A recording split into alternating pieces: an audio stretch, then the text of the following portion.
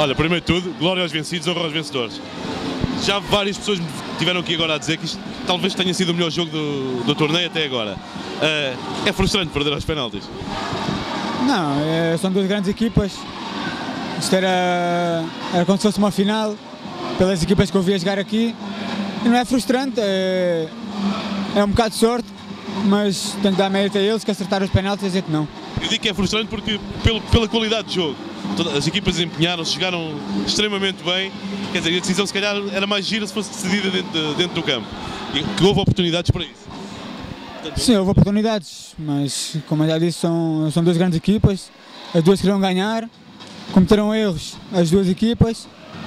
E como não se pôde ganhar nos 30 minutos, lá que teve-se que ser a penaltis. olha, para o ano podemos contar com vocês aqui outra vez? Eu espero que sim. Qual foi o balanço que tu fizeste de tudo isto, da vossa participação aqui no torneio? Positivo, a gente fez uma grande equipa, estamos todos de parabéns e como você disse, para o ano a gente está cá outra vez. Olha, muito obrigado e felicidades, força.